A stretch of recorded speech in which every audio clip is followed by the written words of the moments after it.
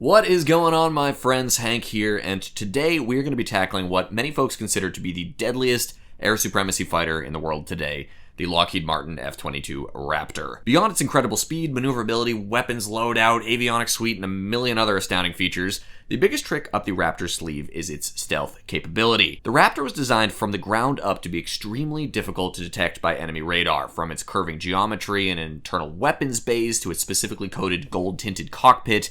Everything is predicated on the concept of being nearly invisible. To that end, the F-22's design team was somehow able to create a highly maneuverable, deadly 21-ton aircraft with a radar cross-section of a bumblebee. When you look at photos and videos of the F-22, one of the first things you might notice is that the Raptor seems weirdly shiny compared to contemporary military aircraft, and that is not by accident. Behind each squadron of F-22s is a whole organization of Air Force personnel and contractors known as the Low Observable Team, and they are the reason that the F-22 has that shiny finish. On a regular basis, members of the Low Observable Team inspect every inch of the F-22s under their care to maintain the classified cocktail of chemicals and paints that make up the F-22's strange, metallic, almost iridescent coating. These layers work together to absorb radar waves, reduce the Raptor's IR signature, and ensure that the F-22 is always mission capable for stealth operations. So unlike our usual fighter painting tutorials, this one is going to take something special to replicate down in 1/48 scale. With that said, let's get into it.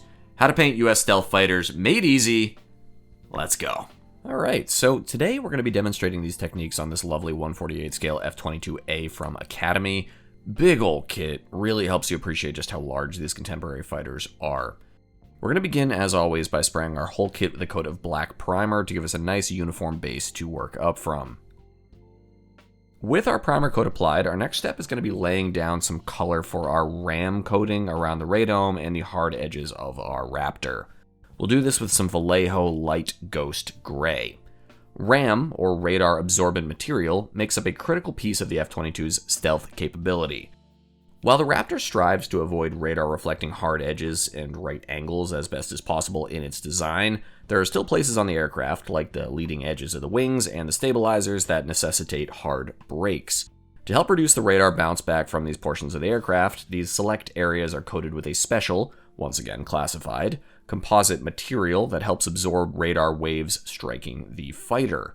RAM coatings can impact the weight of an aircraft, so that's why we see these applications limited to particularly important areas for radar suppression rather than all over the bird. We'll spray a decent margin along the outside edges of our F-22 with our light ghost gray. Don't worry about overspray too much, as we'll be masking off the important areas shortly. Now, through the magic of editing here, I've gone ahead off screen and masked off a portion of these hard edges as called out in our kit instructions using some Tamiya masking tape. With that long business of masking complete, we can now move on to some of the secret sauce for making this F-22 nice and shiny. We're going to load up our brush here with some Vallejo Chrome and spray the entire aircraft with this beautifully reflective metallic paint. This is going to look a bit wild, but stick with me, this is all part of the process. Now, the camera really doesn't do this justice here, but this stuff is bright. I've got my work light nice and close, and it's amazing how polished this looks in person.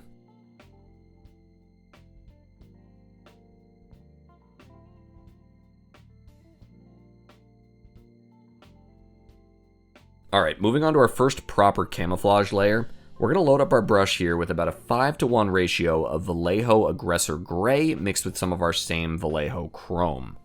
What this is going to do is add a nice little pop of metallic to our gray base paint color and give it that shimmering effect that we see on our real F-22s. Let's go ahead and spray this all over our Raptor in a nice light coat. Enough to cover our previous layer of chrome, but light enough that some of that chrome can still kind of poke through.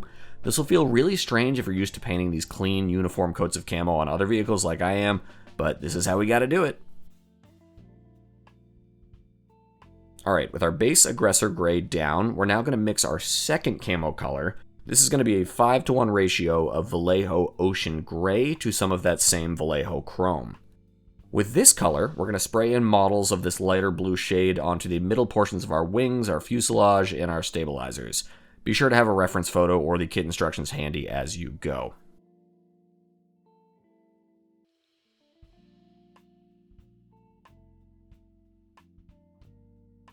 These bluer blotches, like with our Aggressor Gray, are going to have a similar glimmer because of that added bit of chrome. With our basic camouflage application laid down, we're now going to mask off a few smaller sections of the aircraft that also have some of that RAM coating applied. I could have masked these off and painted these earlier, but I felt that it was easier to spray these in rather than cut masks to block them out, if that makes sense. In any case, these are going to be the same light ghost gray from the beginning of our process. At this stage, it's time to remove those RAM masks from the outside edges of our aircraft. This is always a rewarding part of the build. Alright, we're looking pretty good here. I should also note, this kit came with 2 canopy options. I've got the second spare canopy temporarily mounted on here to act as a mask. Okay, moving down to these stunning thrust vectoring nozzles, let's mask these off and hit them with about a 6:1 ratio of flat black to Vallejo aluminum. And then we're going to hit them with a second lighter mist coat of just that Vallejo aluminum. At this stage, our main painting work is complete. It's time to seal everything in that we've done so far with a nice high gloss coat of AK Interactive Intermediate Gauzy Agent. Once that gloss coat has cured, it'll be time to move on to any decaling work. Just to point out here once again, for the purpose of this video, we're just focusing on the painting techniques for these stealth fighters, so some portions of the process, like detail brush painting, cockpit work, decaling, etc., won't be fully fleshed out here. After decaling is complete, a second coat of that same gloss varnish can go down on the model. Okay, now it's finally time to move on to a small amount of weathering just to help accentuate the panels of this aircraft. We're going to sludge a coat of Flory Dark Dirt clay-based wash all over our aircraft. We're going to let that dry completely, and then we're going to wipe off the excess using a lightly dampened paper towel. What we're going to be doing here is leaving just a little bit of the product down in the recessed panels and details of our F-22 and pulling off the extra bit on the raised and flattened portions of the bird, helping to really show off those delicate, subtle little panel breaks in this sculpt. Once that weathering work is done, the final step here will be to spray the kit with a third and final coat of gloss varnish to really give it that shimmering, shiny finish and seal in all of our work. And with that, we've got a solid representation of that amazing metallic finish of this beast of a fighter down here in 1/48 scale. I'll encourage you guys to give this a go at home. The camera really doesn't do this justice. This subtle shimmer that you get here looks really great in person. Every angle that I look at this kit from gives you a different effect, and it really just stands out compared to my other non-stealth birds in my collection. So thank you guys for tuning in. Hopefully that was helpful and you learned a little something today. If you'd like to check out some additional tutorials on 1/48 scale fighter aircraft, I'll link to some of my favorites right here. And until next time, guys, be well, happy building, cheers.